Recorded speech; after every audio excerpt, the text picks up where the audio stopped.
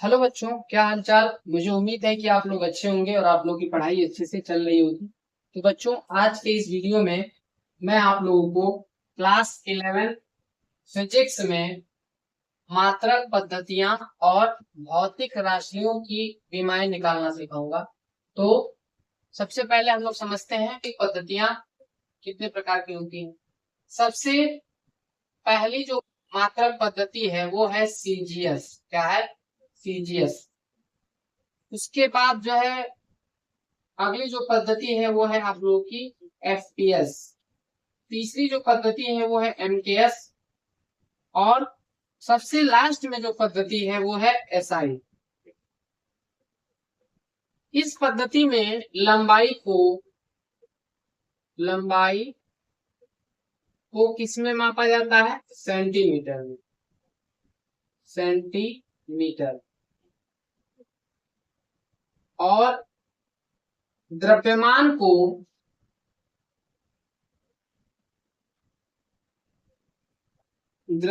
को किस में? ग्राम में। और जो समय को सेकेंड में लिया जाता है।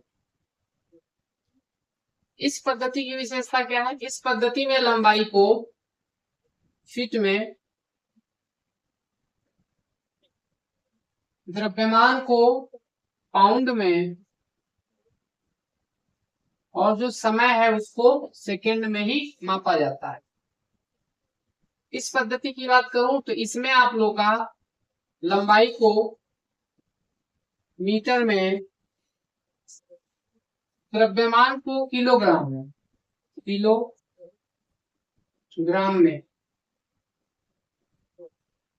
और जो आप लोग का समय है वो सेकेंड में ही होता है।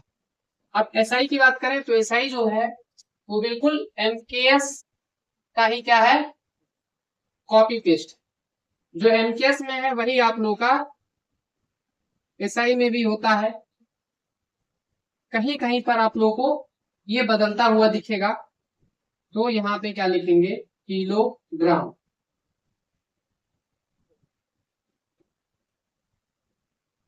और ये आप लोग का समय जो होगा वो होगा सेकेंड में। इतनी इंफॉर्मेशन होने के बाद अब आप लोगों को इसको यूज कैसे करना है उसको मैं बताता हूं। ये जो आप लोग की पद्धति है ये यूज होगी न्यूमेरिकल सॉल्विंग में। जब आप न्यूमेरिकल को सॉल्व करेंगे तो उसमें जो मात्रक लिखना होता है वो मात्रक किस में होना चाहिए? एसआई में। तो कई बार ऐसा होता है कि क्वेश्चन में आप लोगों को जो राशियां दी गई हैं तो उनका मात्रक जो होता है वो हो सकता है कि सीजीएस में हो सकता है कि वो किस में हो? एफपीएस में हो। तो आपको पहले उसको किस में लाना होता है? एसआई में। क्योंकि जितनी भी कैलकुलेशन होती है उसमें मात्रक कौन सा यूज किया जाता है? एसआई। एसआई क्यों यूज होता है? क्योंकि ये जो एसआई पद्धति है ये इंटरनेशनल लेवल पर इसको मान्यता मिली है। मतलब पूरे अंतरराष्ट्रीय स्तर पर इसी मात्रक का यूज होता है। इसीलिए जो भी गणनाएं होती हैं उनमें मात्रक जो होता है वो क्या लेना होता है? एसआई वाला ही लेना होता है। तो इसलिए आप लोगों को ये वाला जो है अच्छे से समझ में आना चाहिए। अब चलते हैं अगले टॉपिक पर। उसके लिए आप मुझे थोड़ा सा टाइम दीजिए।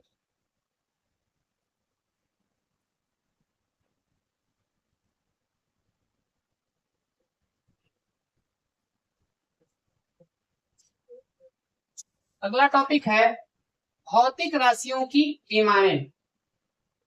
भौतिक राशियों की विमाएं क्या होती है, कैसे निकाली जाती हैं, वो हम लोग समझते हैं।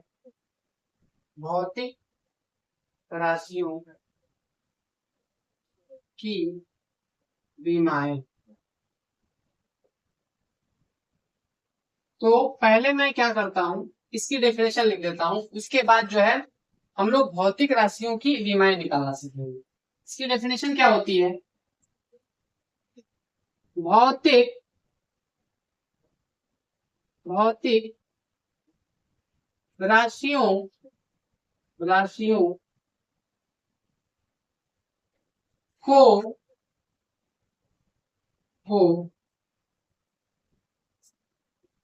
एम भौतिक राशियों को एम एल टी की घातों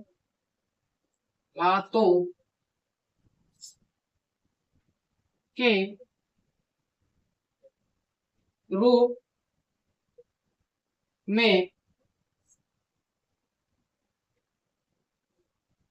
लिखना ही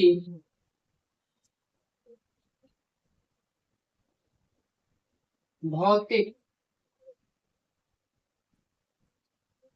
राशियों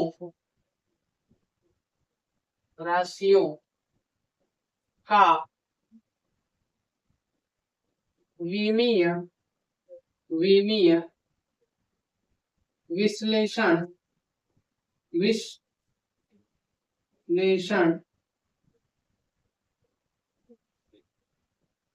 कहलाता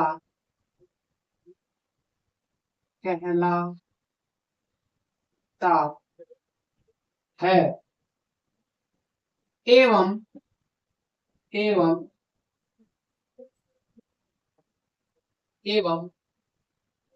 एम एल टी की घातों को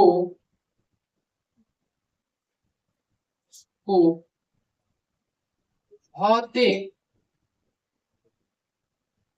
राशि की विमा कहते हैं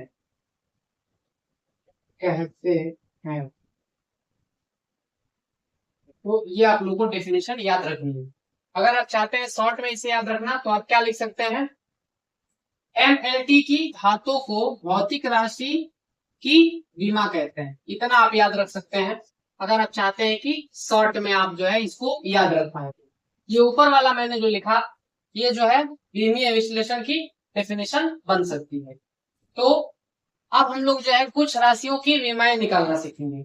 ये जो एमएलटी है ये क्या है, ये जो एमएलटी है ये द्रव्यमान के लिए आप लोग का एम यूज होता है और ये जो है लंबाई के लिए और ये समय के लिए। तो जब भी कोई भी राशि दी जाएगी तो उस राशि को आपको क्या करना है, द्रव्यमान, लंबाई और समय के रूप में जो है उसको सोचना है, उसके बारे में अंदाजा लगाना है कि उसको समय, लंबाई और द्रव्यमान के रूप में अगर व्यक्त करना हो तो उसे किस तरीके से व्यक्त कर सकते हैं। तो एक तो एग्जांपल लेकर मैं इसको क्लियर करना चाहूंगा ताकि जो है आपको जब क्वेश्चन मिले तो आप उसको कर पाए। जैसे कि मैं बोल रहा हूं कि वेग की आप क्या करिए, विमा निकाल के बताइए। तो इसका विमा कैसे निकालेंगे, तो इसके लिए आपको वेग को किसमें चेंज करना पड़ेगा, लंबाई, समय या अगर इसमें द्रव्यमान है तो उसके रूप में इसको व्यक्त करना पड़ेगा। तो इसका जो है सूत्र क्या होता है, वेग बराबर विस्थापन बटे समय, ये आप लोग का इसका सूत्र होता है। अब इसमें जो ये विस्थापन होता है ये एक प्रकार की लंबाई होती है। क्या होती है, लंबाई है तो इसके लिए हम क्या यूज करेंगे, एल यूज करेंगे। और जो समय होता है ये हम कौन सा नोटेशन यूज करेंगे, टी यूज करेंगे। अब इसको लिखा कैसे जाएगा, मैंने बोला था कि इनके रूप में इसको व्यक्त करना है। इसमें से एल और टी तो है लेकिन एम नहीं है, तो उसके लिए जो है एम भी यहाँ पे एक्स्ट्रा लिख लेंगे। उसके बाद क्या करेंगे, अब इन पर जो है घाते लिखेंगे क्योंकि बीमा में घात का होना जरूरी है। तो अगर आप लोगों का इनमें से जो शामिल होगा उसकी घात आप क्या करेंगे, 1 लिखेंगे। क्योंकि यहाँ पे देखिए सिर्फ लंबाई है, लंबाई का स्क्वायर नहीं है, इसलिए आप यहाँ पे 1 लिखेंगे। टाइम है, टाइम का स्क्वायर नहीं है तो यहाँ पे 1 लिखेंगे। और m नहीं था तो इसकी घात आप क्या लिख देंगे, 0। अब इसको लिखा कैसे जाता है, इसका तरीका ये होता है कि ये जो नीचे आप लोग का दिख रहा है इसको आपको ऊपर ही लिखना होता है। तो इसको जब ऊपर लेके जाएंगे तो ये घात जो होगा वो किस में चला जाएगा, माइनस में। इसको लिखेंगे कैसे, m की घात 0, फिर उसके बाद क्या लिखेंगे l की घात 1 और t की घात -1। तो ये आप लोगों का जो है इसका क्या हो गया, विमीय विश्लेषण। और ये जो घातें आ रही हैं, ये घातें क्या है, क्या है ये है इस राशि की विमा। एक और एग्जांपल लेता हूं, जैसे मुझे बोला गया कि बल का जो है आप विमा निकाल के लिखते हो, तो बल का विमा कैसे निकालूंगा, पहले मैं इसका सूत्र लिखूंगा। बल बराबर क्या होता है, बल बराबर होता है द्रव्यमान गुणे त्वरण। देखिए इसमें एक तो दिखाई दे रहा है m, क्योंकि m जो है वो द्रव्यमान होता है, लेकिन ये दो नहीं दिख रहा है। तो आप इसको फर्दर क्या करेंगे, इसका सूत्र आप लिखेंगे। इसका सूत्र क्या होता है, त्वरण का सूत्र होता है v माइनस u, यहां पे लिखेंगे अंतिम वेग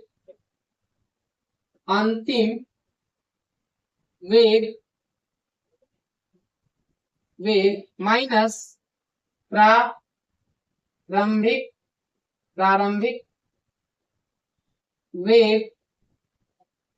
वेग बटे समय। अब इसमें भी आप लोगों को दूसरा जो है लेटर दिख गया, लेकिन अभी भी आप लोग का जो है ये क्लियर नहीं हो रहा है। तो इसको क्लियर करने के लिए क्या करेंगे, अब इसका भी आपको सूत्र लिखना पड़ेगा। तो यहाँ पे आप लोग का वेग का जो सूत्र होता है वो क्या होता है, ऊपर मैंने बताया क्या है वो, विस्थापन बटे समय। और इसकी विमा क्या आ रही है, इसकी विमा ये आ रही है। तो जब भी आप लोग एक जो है राशि का विमा आप लोगों ने अगर निकाल लिया है या उसकी विमा पता है, तो आप उसको डायरेक्ट इसमें रख सकते हैं। तो मैं क्या लिखूंगा यहाँ पे ऊपर वाले की जो विमा है उसको मैं लिखूंगा m की पावर 0,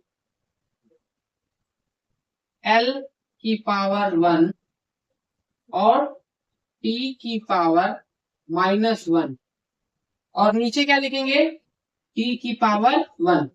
इसको जब ऊपर लेके जाएंगे तो क्या बनेगा आप लोग का, m की पावर 0, l की पावर 1 और t की पावर यहाँ पे -1 था, ये ऊपर जाएगा तो आप लोग का क्या बनेगा, t की पावर -2। तो फाइनल आंसर आप लोग के बल का क्या हो जाएगा, ये हो जाएगा। ये किसके लिए था, ये सिर्फ और सिर्फ मैंने किसके लिए निकाला, इस वाली चीज के लिए, लेकिन मुझे किसके लिए चाहिए, बल के लिए चाहिए। तो अगर हम बल के लिए निकालना चाहते हैं तो इस पूरी चीज को उठा के मुझे यहाँ पे रखना पड़ेगा, और यहाँ पे द्रव्यमान का भी जो नोटेशन है उसको यहाँ पे लिखना पड़ेगा। तो इस चीज को तो लिखेंगे ही, लेकिन अब उसमें इसका भी नोटेशन डाल देंगे। तो नोटेशन इसका क्या है, द्रव्यमान का क्या होता है, यहाँ पे m होता है, द्रव्यमान दिया गया तो यहाँ पे इसकी घात क्या आएगी, 1 आएगी। तो इसको लिखेंगे m की घात 1। यहाँ पे आप लोग का m की घात 0 है, तो एक में 0 ऐड करेंगे तो कितना आएगा, 8 ही आएगा। इसलिए जो है यहाँ पे m 0 नहीं लिखा जाएगा। फिर क्या करेंगे, l को लिखेंगे, l की घात क्या आएगा, 1 आएगा, और t की घात क्या आ जाएगा आप लोग का, -2 आ जाएगा। तो ये आप लोग का फाइनल आंसर है किसका, बल का। तो बल का जब विमा निकालने के लिए बोला जाएगा तो आप इस तरीके से निकाल सकते हैं।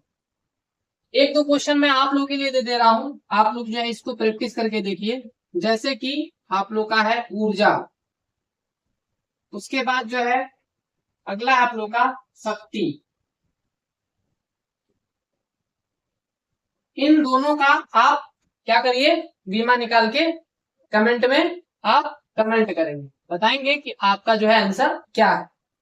और अगर आप लोग को ये वीडियो अच्छा लग रहा है गाइस, तो आप मेरे वीडियो को ज्यादा से ज्यादा शेयर करिए, मेरे चैनल को सब्सक्राइब करिए और बेल आइकन को जरूर दबा लीजिए, ताकि आप लोगों को समय समय पे नोटिफिकेशन मिलता रहे। Thank you guys.